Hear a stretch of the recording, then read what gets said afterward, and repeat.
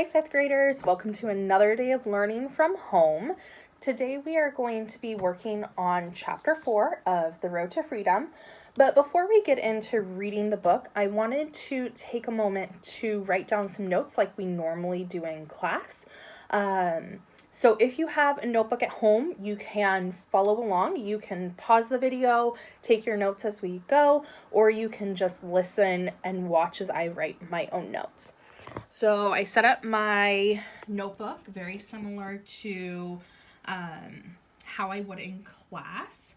And I wrote our target for today. We're going to understand how figurative language adds to the meaning of the story. And our vocabulary word that I want to focus on today is scent. The reason I chose this word, one, it is going to come up in our story today, but I chose it because it's a homophone. So think back, what do we know about homophones? Try and think of that word. Well, homophone, we did learn homo means the same, and phone, okay, is how it sounds. So a homophone is something that sounds the same. So scent, you've also seen scent.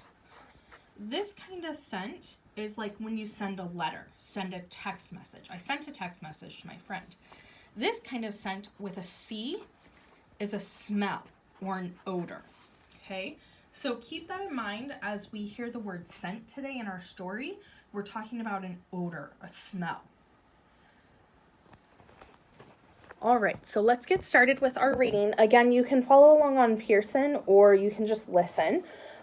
Before we start the reading, let's think back to what happened yesterday in chapter 3. And the best way with books with illustrations to figure out what happened is to simply go back through the pictures.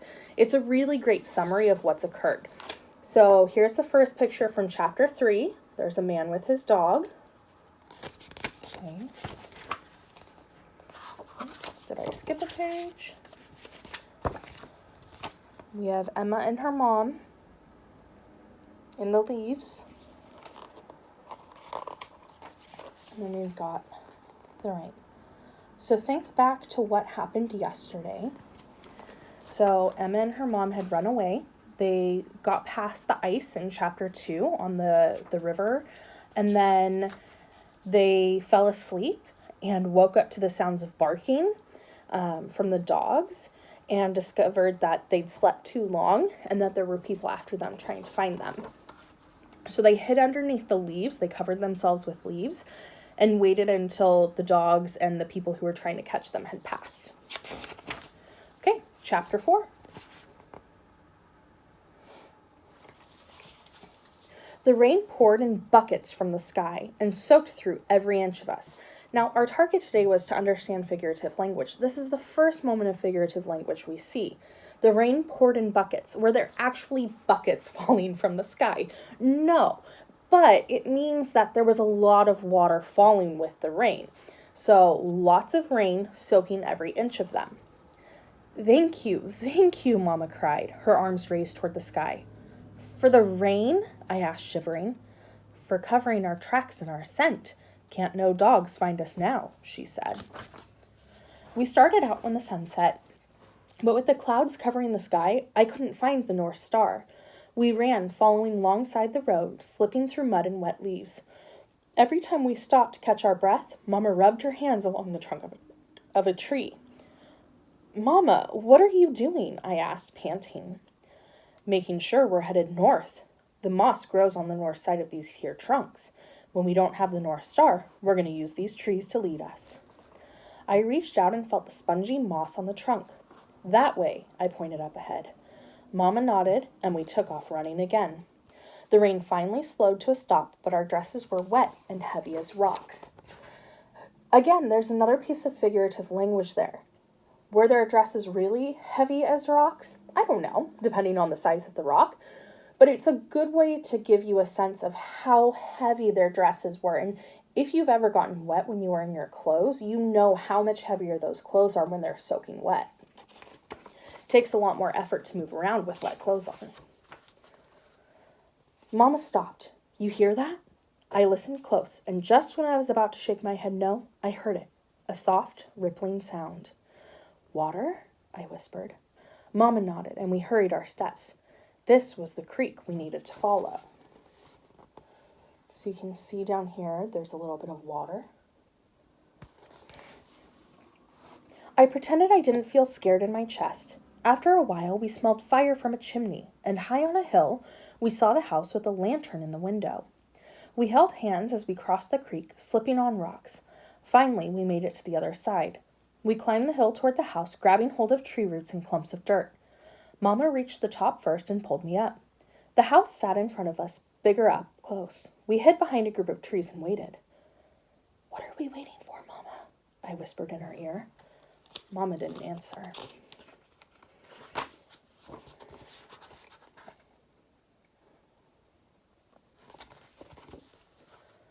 More time passed, and an old white woman came out. She carried a quilt in one arm and a quilt beater in the other. And when she reached the fence, she hung the quilt over, beat it a few times, and walked back to the house. It's safe, Mama said, and started toward the house as I hurried behind. We went around back and knocked soft 3 times. Just as Mama was about to knock again, the door opened. Welcome, the old woman said, and pulled us inside. Okay, how does the simile, wet and heavy as rocks, add to the reader's understanding of the text? So I already talked about this a little bit as I was reading, but think about how that helped change what you saw in your own mind as we were reading through the story. Did it change how you felt about the setting and the characters and how they were getting through that moment? What inference can you make about the house illustrated on page 24 and 25 based just on the image? So here's that image again. What can you infer or guess about the house on this page? Okay, well, some of you might think, wow, that's really far away. You might think, ooh, that doesn't look very safe. It looks dark. The author used a lot of dark colors, and dark colors usually mean bad things. Some of you might have said, wow, well, I see the lantern. I see the light coming through the window, so that might mean it's safe, it's cozy, it's warm. What can you infer about the old woman on this last page?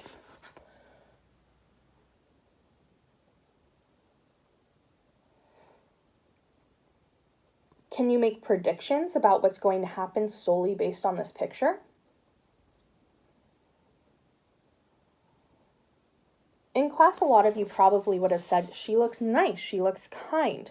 Well, what about the image makes you feel like she's a nice and kind person? Well, the illustrator, the person who drew the picture, did a good job of using bright colors. That usually tells us that it's a good thing. She's also smiling slightly in the picture. So you get a sense that this woman's safe. She's going to help them. She's going to take care of them. Okay. Lastly, I want to talk about that very first part where the author describes how Emma and her mom respond to the storm. So that was right back at the very beginning of the chapter. As they're making their way through the forest, it was right here, not very much that you can see from the picture, just a storm.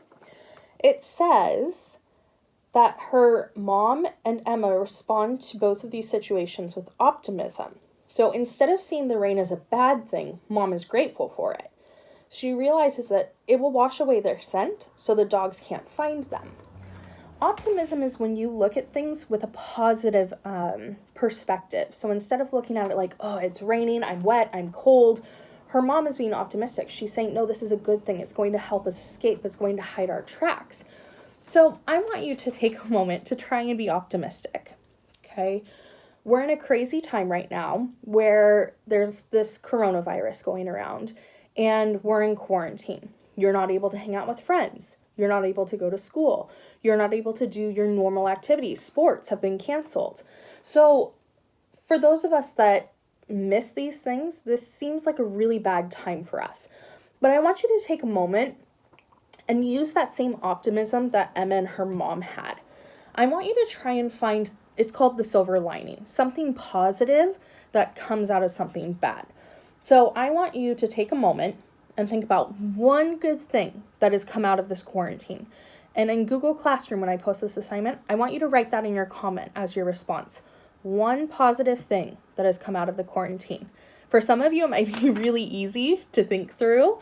For some of you, it might be a little harder, okay? I know for me, I really miss being in the classroom with you. But I also really love being home with Chewy and Duke and being able to snuggle with them on the couch. So for me, even though I miss being in the classroom, I am able to see the positive of being home as well. So think about it. One thing, comment, what's that one positive thing that's coming out of this quarantine for you? All right, I'll see you for chapter 5. Bye, guys.